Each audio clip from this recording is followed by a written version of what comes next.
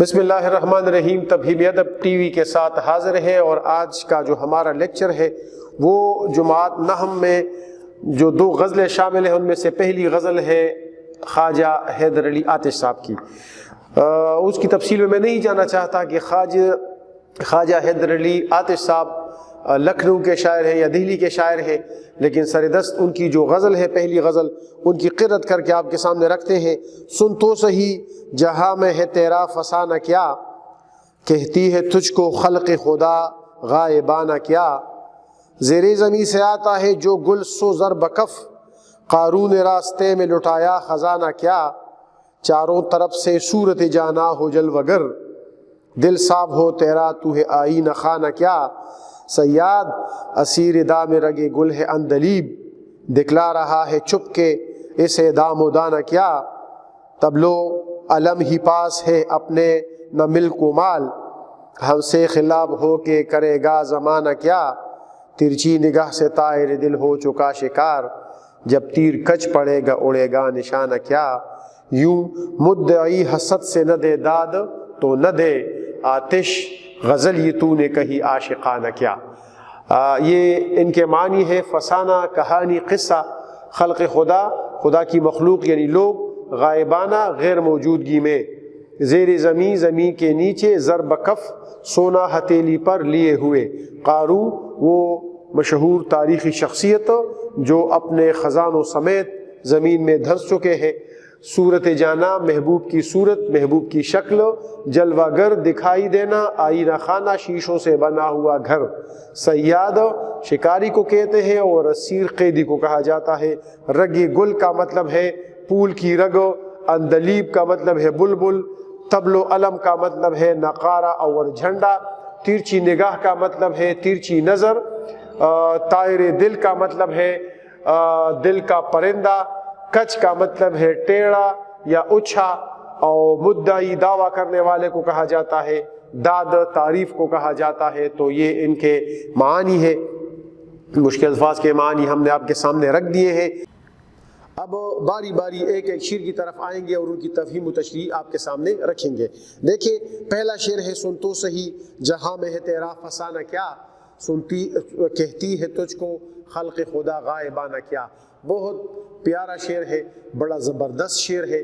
اس کا ایک زبردست مفہوم ہے کہ اگر آپ کو اپنا جائزہ لینا ہے، اگر آپ کو اپنا انالیسس کرنا ہے، اگر آپ کو اپنے بارے میں سننا ہے کہ میں کتنے پانی میں ہوں، تو آپ اپنی غیر موجودگی میں ہونے والی گفتگو کے بارے میں کسی سے دریافت کریں کہ اگر لوگ کہتی ہے تجھ کو خلق خدا غائبانہ کیا. دیکھیں منہ پہ اور سامنے تو بہت سے لوگ آپ کی تعریف کریں گے، سب آپ کی تعریف کرتے ہیں، لیکن تعریف وہ ہے جو آپ کی پیٹھ پیچھے ہو، جو آپ کی غیر موجودگی میں اگر ہوگی اور لوگ آپ کی تعریف کریں گے، اس کا یہ مطلب ہے کہ پھر آپ اچھے انسان ہیں.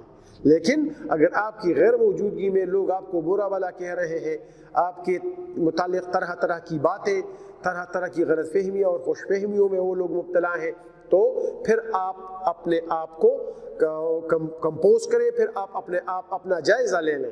پھر آپ اپنا جائزہ لے لیں کہ میں کتنے پانی میں ہوں، یہ لوگ کیوں میرے خلاف ہیں، یہ لوگ کیوں میری غیر موجودگی میں میرے خلاف طرح طرح کی باتیں کر رہے ہیں. تو سن تو سہی جہاں میں ہے تیرا فسانہ کیا. آپ ذرا کان کھول کر سن لیں، آپ ذرا توجہ دے دیں کہ دنیا میں تمہارے کون سے قصے جو ہے مشہور ہیں، کون سے افسانے اور کون سے فسانے تمہارے مشہور ہیں. اور پھر کہتی ہے تجھ کو خلق خدا غائبانہ کیا. لوگ آپ کی غیر موجودگی میں کیا آپ کی تعریف کر رہے ہیں؟ اگر آپ کی تعریف کر رہے ہیں اس کا یہ مطلب ہے کہ آپ درست سمجھا رہے ہیں، آپ اچھی زندگی جی رہے ہیں.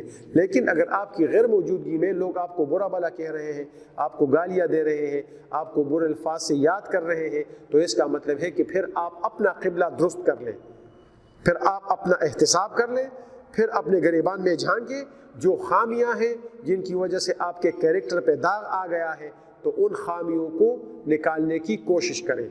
سرچینہ دا د تنویر زما پزاد کے، سرچینہ دا د تنویر زما پزاد کے، خدے دی مړند کی ضمیر زما پزاد کے، او هر شپرانه د ورځې حساب غواړي، هر شپرانه د ورځې حساب غواړي، یو انکر دی بل منکر زما پزاد کے.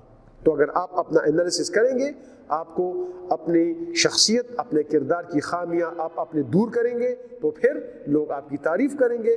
تو یہی لوگ جو آپ کی غیر موجودگی میں اگر اچھے الفاظ سے آپ کو یاد کر رہے ہیں تو پھر آپ کامیاب ہیں، پھر آپ صحیح رستے پہ ہیں، پھر آپ کو فکر کرنے کی ضرورت نہیں ہے۔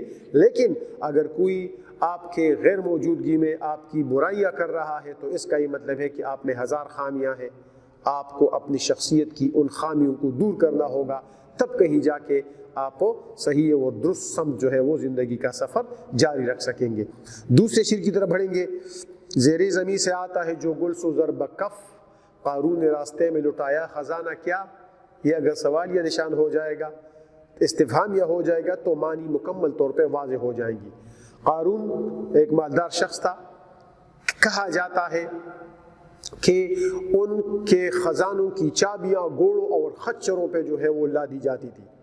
خزانے تو چھوڑے، خزانوں کی چابیاں جو ہے وہ کئی گھوڑوں اور خچروں اور اونٹوں پہ جو ہے وہ لاد کے ایک جگہ سے دوسری جگہ لائی جاتی تھیں۔ تو وہ قارون بڑا مغرور تھا، اس نے خدائی کا دعویٰ کیا۔ وہ قارون مغرور تھا، اس کے پاس بہت زیادہ دولت تھی، لیکن وہ اپنی دولت سمیت جو ہے زمین میں غرق ہو گیا، زمین میں دھنس گیا۔ ان کی اتنی ڈھیر ساری دولت، ان کے روپے، ان کا مال، ان کا سونا، ان کا چاندی، کچھ بھی ان کے کام نہیں آیا۔ مطلب کیا ہے؟ مطلب یہ ہے کہ ایک تو کوئی چیز بھی آپ کے عمل کے علاوہ آپ کے کام نہیں آ سکتی، کوئی چیز بھی آپ کو موت کے منہ سے نہیں بچا سکتی۔ لیکن یہاں اس شعر میں آتش نے جو مضمون پیدا کیا ہے وہ بڑا پیارا اور نرالا ہے۔ آتش کہتے ہیں کہ زیر سے زمیں سے آتا ہے جو گل سو ضرب کف، یہ جو خوبصورت قسم کے سرخ رنگ کے پھول زمین کے نیچے سے کھلتے ہیں، اوپر نکلتے ہیں، کوئی سرخ رنگ کا ہے، کوئی زرد رنگ کا ہے، خوبصورت قسم کے پھول ہیں، تو کہتے ہیں کہ کیا ان پھولوں نے قارون کے خزانے سے اثر لیا ہے؟ نہیں۔ اس میں دو سندیں ہیں، ایک اس میں سند تلمیح ہے کہ قارون کے خزانے کی طرف اشارہ ہے، تو یہ تاریخی واقعہ ہوا۔ دوسری اس میں جو وہ ہے حسن تعلیل۔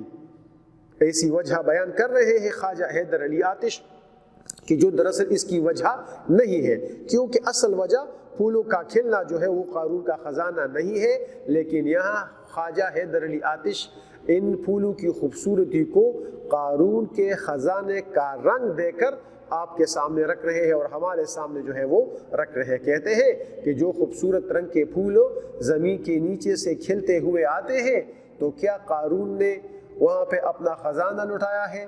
کیا ان پھولوں نے قارون کے سونے اور چاندی سے اثر لیا ہے؟ جو سرخ رنگ انہوں نے اختیار کر لیا ہے، کیا وہ سرخ رنگ انہوں نے اس سونے سے لیا ہے؟ نہیں۔ ایسی وجہ بیان کر رہے ہیں خواجہ حیدر علی آتش جو دراصل اس کی وجہ نہیں ہے، اور اسی کو کہتے ہیں حسن تعلیل۔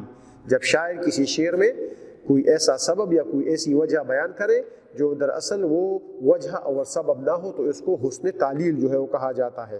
تو کیا قارون نے راستے میں اپنا خزانہ لٹایا ہے؟ نہیں، قارون نے خزانہ نہیں لٹایا، لیکن یہ جو خوبصورت رنگ کے پھول کھلے ہیں یہ خود بخود کھلے ہیں۔ لیکن یہ وجہ جو بیان کر رہے ہیں قارون نے راستے میں لٹایا خزانہ کیا، خواجہ حیدر علی آتش کہتے ہیں کہ ان پھولوں نے قارون کے اس سونے چاندی سے اثر لیا ہے، تبھی یہ پھول وہاں زمین سے خوبصورت انداز میں سرخ اور زرد رنگ کے سامنے کا رنگ لے کے ہمارے سامنے آئے ہیں۔ اگلے شعر کی طرف بڑھیں گے جی، پیارا شعر ہے یہ، پوری غزل بڑی پیاری ہے، بڑی زبردست ہے، بڑی بلیغ ہے، اس کی کئی تشریحات ہو سکتی ہیں، لیکن چونکہ آپ کی کلاس 9 ہے تو آپ کے لیول کو دیکھ کے ہم اس کی تشریح کریں گے۔ چاروں طرف سے صورت جانا ہو جلوگر، دل صاف ہو تیرا تو ہے آئینہ خانہ کیا۔ کثافتیں محبت کی ضمانت نہیں ہوتی، کثافتوں سے محبت تباہ و برباد ہو جاتی ہے۔ جس محبت میں کثافت اور ملاوٹ آ جاتی ہے، جس میں کوٹ آ جاتا ہے، تو وہ محبت پھر نہیں رہتی، وہ پھر ہوس بن جاتی ہے۔ خواجہ حیدر علی آتش صاحب فرماتے ہیں کہ آپ اگر محبت کرتے ہیں تو پھر آپ اپنے دل کو اس طرح صاف اور شفاف رکھیں کہ آپ کے دل کے چاروں کونوں میں، مشرق اور مغرب اور جنوب اور شمال میں، ہر طرف محبوب کی صورت ہو، محبوب کے علاوہ اس میں کوئی لالچ نہ ہو، اس میں نہ دولت کی لالچ ہو، اس میں نہ بنگلوں کی ہوس ہو، ان میں نہ مال بنانے کی آرزو ہو، اس میں نہ بڑی شہرت کی آرزو ہو، لیکن ایک آرزو آپ کے دل میں موجود ہونی چاہیے۔ دل صاف ہو تیرا، آپ کا دل کیسا صاف ہونا چاہیے؟ تو ہے آئینہ خانہ، کیا تو آئینہ خانہ ہو گیا ہے؟ یعنی تو آئینوں کا گھر ہو گیا ہے۔ اب آئینوں کے گھر میں جاتے ہیں نا، مثال کے طور پہ حجام کی دکان میں آئینے لگے ہوتے ہیں، جب آپ اندر داخل ہوتے ہیں آپ کو اپنی صورت آگے بھی نظر آتی ہے، پیچھے بھی نظر آتی ہے، دائیں بھی نظر آتی ہے، بائیں بھی نظر آتی ہے، تو اس کو کہتے ہیں آئینوں سے بنا ہوا گھر یا آئینوں کا گھر۔ چاروں طرف سے صورت جانا ہو جلوگر، جس طرف آنکھ اٹھاؤں تیری تصویر آہیں۔ کسی شاعر نے کہا ہے جس طرف آنکھ اٹھاؤں تیری تصویر آہیں، نہیں معلوم یہ خواباں ہیں کہ تعبیراں ہیں۔ بڑا پیارا شعر ہے کہ آپ کا دل محبوب کی محبت میں ایسا صاف اور شفاف ہونا چاہیے کہ اس میں کسی اور شخص کی تصویر نہیں نظر آنی چاہیے، اس میں دولت کی کوئی ویلیو نہیں ہونی چاہیے، اس میں دولت کی کوئی تصویر جو ہے وہ نظر نہیں آنی چاہیے، اس میں کسی بڑے بڑے بنگلے کی تصویر بالکل نظر نہیں آنی چاہیے، اس میں کار کوٹھی اور دوسری چیزوں کی ہوس کی، اس طرح بڑے بڑے بنڈلوں کی، بڑے بڑے نوٹوں کی تصویروں کی کوئی وہ نہیں ہونی چاہیے۔ صرف اور صرف ہر طرف محبوب ہو اور ہر طرف جو ہے وہ محبوب کی صورت ہو۔ دل صاف ہو تیرا تو ہے آئینہ خانہ کیا۔ اگلا شعر بھی بڑا پیارا ہے۔ صیاد اے شکاری سن لو، کیا سن لو؟ اسیر دام رگ گل ہے اندلیب۔ آپ کو پتا ہے کہ تو اندلیب کو پھانسنے کے لیے، تو بلبل کو پھانسنے کے لیے، بلبل کو اپنے دام میں لانے کے لیے آپ نے جال بچھایا ہوا ہے، آپ نے دام بچھایا ہے۔ شکاری آپ کان کھول کر سن لے، کیا سن لے؟ کہ بلبل تمہارے بچھائے ہوئے دام میں نہیں آنے والی، بلبل تمہارے بچھائے ہوئے دام میں پھنسنے والی نہیں ہے۔ کیوں؟ کیونکہ وہ تو پہلے ہی سے، دوسرا مصرع دیکھیں، بے سیاد اسیر دام رگ گل ہے اندلیب، کہ بلبل تو پہلے سے پھول کی رگوں میں پھنس چکی ہے، پھول کی عاشق ہو گئی ہے۔ دیکھیں پھول کا عاشق ہونا بلبل کے لیے لازم ہے، تو بلبل پھول پہ عاشق ہے۔ اب وہ پھول کی جو رگیں ہیں، وہاں کا جو ماحول ہے، اس کا پہلے سے قیدی ہو چکا ہے۔ آپ اگر ہزار جتن بھی کریں گے، آپ اگر ہزار کوششیں بھی کریں گے، تو دکھلا رہا ہے چپ کے اسے دام و دانہ کیا۔ آپ اس بلبل کو دام اور دانہ کیوں دکھلا رہے ہیں چپ کے کہ کہیں یہ دانہ دیکھ لے گی بلبل تو دانے کی ہوس میں یہاں آ جائے گی اور آپ اسے اپنے دام میں پھانس لیں گے۔ لیکن پہلے سے میں آپ کو یہ بتاؤں کہ وہ تو پہلے سے ہی شکار ہو چکی ہے، وہ تو پہلے ہی سے پھول کے عشق میں پھنس چکی ہے۔ اب اگر ایک دفعہ کوئی چیز شکار ہو جائے تو دوسری دفعہ اس کا شکار کرنا عبث ہے، دوسری دفعہ اس کو پھانسنا اور دوسری دفعہ اس کو اپنے دام میں لانا عبث ہے، کیونکہ وہ تو پہلے ہی سے جو ہے شکار ہو چکی ہے۔ آپ کی صحیح رائے گا جائے گی، آپ کی اس کوشش کا کوئی فائدہ نہیں ہوگا، یہ آپ کی صحیح لا حاصل ہے، کیونکہ جس بلبل کو آپ پھانسنے کی کوشش کر رہے ہیں وہ پہلے ہی پھول کے عشق میں گرفتار ہو چکی ہے، پھول کے عشق میں جو ہے وہ پھنس چکی ہے، پھول کی رگوں کی وہ اسیر ہو چکی ہے۔ اس وجہ سے آپ کوئی اور کام کر لیں اور بلبل کو پھانسنے کا ارادہ جو ہے وہ چھوڑ دیں۔ یہ بھی بڑا پیارا شعر ہے۔ تبلو علم ہی پاس ہے اپنے نہ ملک و مال، ملک و مال بھی کہہ سکتے ہیں لیکن یہاں پہ ملک زیادہ بہترین ہوگا، ملک کا مطلب ہے ملکیت، ٹھیک ہے؟ یہاں پہ ہم نے لکھا نہیں ہے لیکن بہرحال ملک میں یہاں پہ لکھ دوں گا، ملک ملک، یہ دیکھیں ملک، ملک مینز ملکیت، ملکیت، ملکیت کا مطلب ہے مالک ہونا، اور یہی لفظ ہے، اس کو آپ ملک کہیں گے تو ملک کنٹری کو کہا جاتا ہے، اور اس کو آپ ملک کہیں گے، یہ بڑا ملک فرشتے کو کہا جاتا ہے، فرشتہ، دیکھیں ٹھیک ہے؟ ملک وطن کو کہا جاتا ہے، اور ملک دیکھیں زیر زبر اور پیش پورے معنی جو ہے وہ تبدیل کر لیتا ہے، ملکیت کو کہا جاتا ہے ملکیت، مالک ہونا۔ تو پرانے زمانے میں بادشاہ جو ہوتا تھا اس کے لیے دو چار چیزوں کی ضرورت ہوتی تھی، سلطنت کے لیے دو چار چیزوں کی ضرورت ہوتی تھی کہ ایک تو آپ کے پاس بہت بڑی فوج ہونی چاہیے، ایک آپ کے پاس بہت بڑا نقارہ ہونا چاہیے جس پہ آپ اپنی سلطنت کے جو اعلانات ہیں وہ لوگوں کو بتائیں گے، اور ایک آپ کے پاس جھنڈا ہونا چاہیے جو سپہ سالار کے ساتھ جاتے ہوئے اس شخص کے ہاتھ میں ہوتا تھا اور ساری فوج ڈرتی تھی، اور وہ جھنڈا ہر حال میں آپ نے اونچا رکھنا ہوتا تھا۔ آپ دیکھتے بھی ہیں عثمان کے ڈراموں میں، آپ دیکھتے ہیں ارطغرل کے ڈراموں میں، آپ دیکھتے ہیں کہ وہاں سے وہ جھنڈا اتار دیا جاتا ہے اور پھر سلطنت عثمانیہ کا جھنڈا وہاں پہ لہراتا ہوا نظر آتا ہے، کائی قبیلے کا جھنڈا وہاں پہ آپ کو نظر آئے گا۔ یہ بڑا پیارا شعر ہے۔ آتش کہتے ہیں کہ دنیا کی ہوس میرے دل میں بالکل موجود نہیں ہے، چنہ تاختہ او نہ تاج تہوسیگی، چنہ تختہ او نہ تاج تہوسیگی، درد اسی و فقیر زما پزاد کی۔ درد صاحب کے شعر دو تین پہلے بھی میں نے آپ کو بتائے ہیں، یہ بھی اس کے ساتھ ایک لنک شعر ہے، حوالے کا شعر ہے۔ کہتے ہیں کہ تبلو علم ہی پاس ہے اپنے نہ ملک و مال، ہم سے خلاف ہو کے زمانہ کرے گا کیا۔ زمانہ انسان کی دشمنی کیوں کرتا ہے؟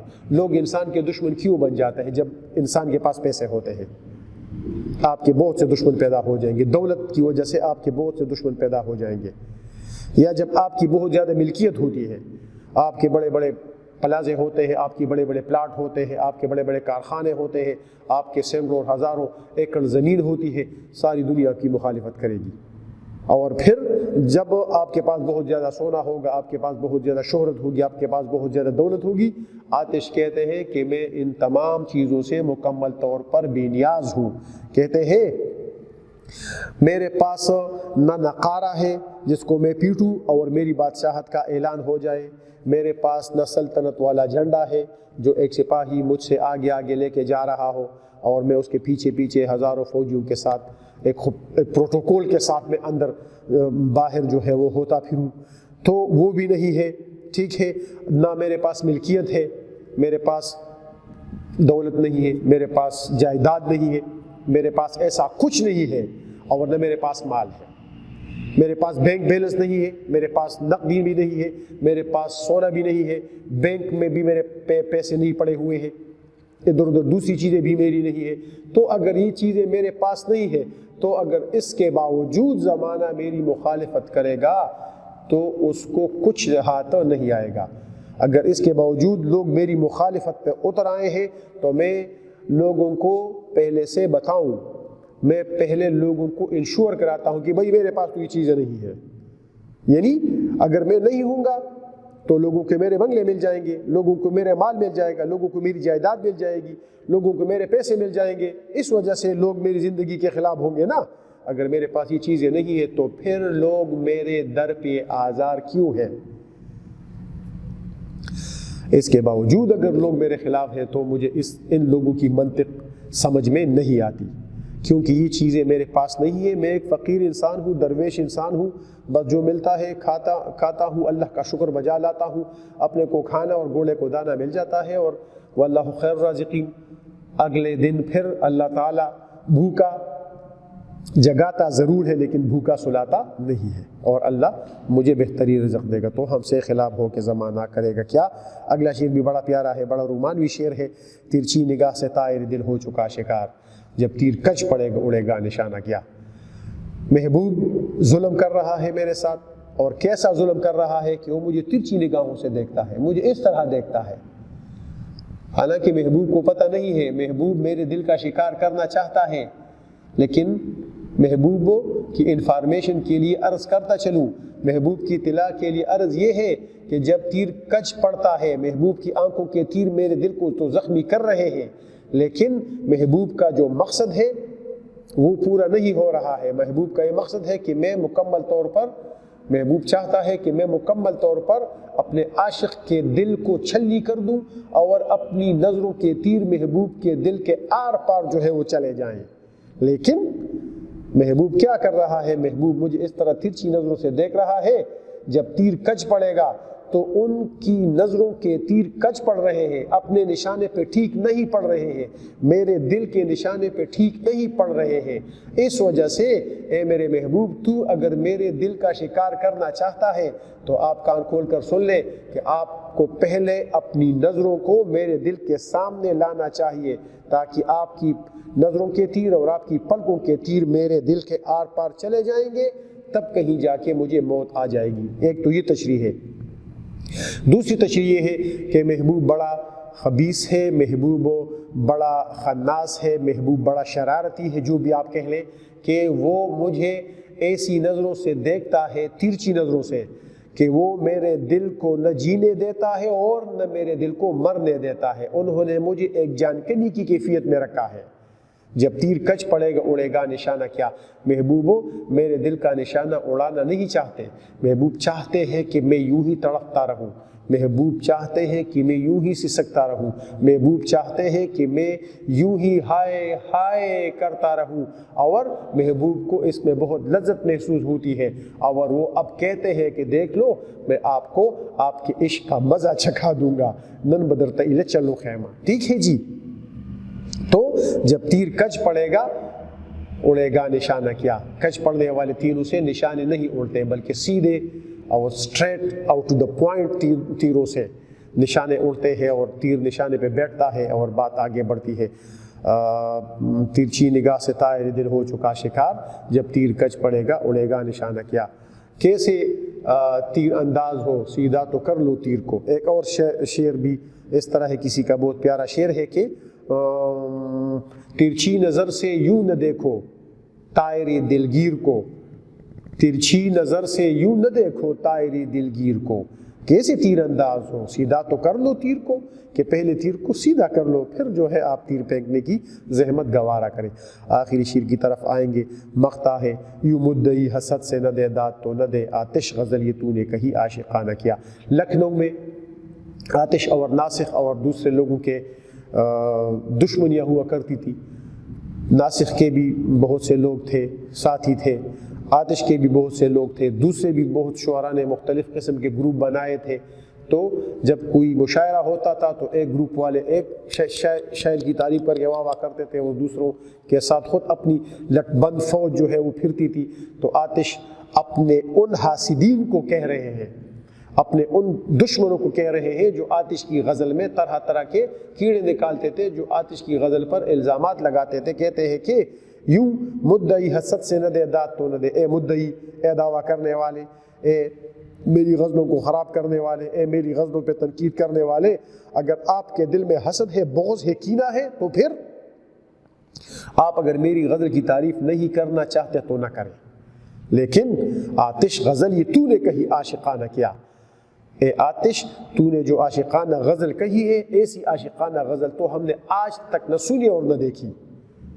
ایسی پیاری غزل، ایسی سٹینڈرڈ غزل جو غزل کا اعلیٰ معیار ہے، جس میں تغزل بھی ہے، جس میں شعریت بھی ہے، جس میں تمام شاعرانہ خوبیاں موجود ہیں۔ تو آتش آپ نے آج کمال کر دیا کہ اتنا بہترین غزل آپ نے پیش کیا، اگر اس کے باوجود بھی لوگ آپ کی غزل کی تعریف نہیں کرتے، اس کے باوجود بھی اگر آپ کے مخالفین آپ کی غزل کی داد نہیں دیتے تو نہ دے، مجھے ان لوگوں کے داد کی بالکل ضرورت نہیں ہے، لیکن میں نے جو غزل کہی ہے ایسی پیاری اور ایسی دل نشین اور ایسی سپر ہٹ غزل جو ہے وہ آج تک پورے لکھنؤ میں کسی نے نہیں کہی ہوگی۔ ایسی غزل آج تک کسی نے پوری اردو شاعری میں نہیں کہی ہوگی۔ آتش غزل یہ تو نے کہی عاشقانہ کیا۔ شاعرانہ تعلی کے انداز میں آتش کہتے ہیں کہ آج میں نے ایسی غزل سنائی ہے کہ پورا مشاعرہ جو ہے وہ میں نے لوٹ لیا ہے۔ آپ سب کا بہت بہت شکریہ۔ انشاءاللہ تعالی غزل کی یہ تشریح آپ کو مکمل طور پہ سمجھ میں بھی آئی ہوگی۔ آپ تفہیم ادب ٹی وی کے ساتھ رہیں، اور جتنے بھی لیکچرز ہیں اردو 9th کے، اردو 10th کے، اردو فرسٹ ایئر کے، اردو سیکنڈ ایئر کے، انشاءاللہ ماسٹر اور BS تک، وہ سب ہم ایک ایک کر کے آپ کے سامنے لا رہے ہیں۔ آپ سب کا بہت شکریہ کہ آپ ہمارے چینل کو پسند کرتے ہیں، آپ ہماری آواز کو پسند کرتے ہیں، آپ ہمارے انداز کو پسند کرتے ہیں۔ اللہ آپ کا حامی و ناصر ہو۔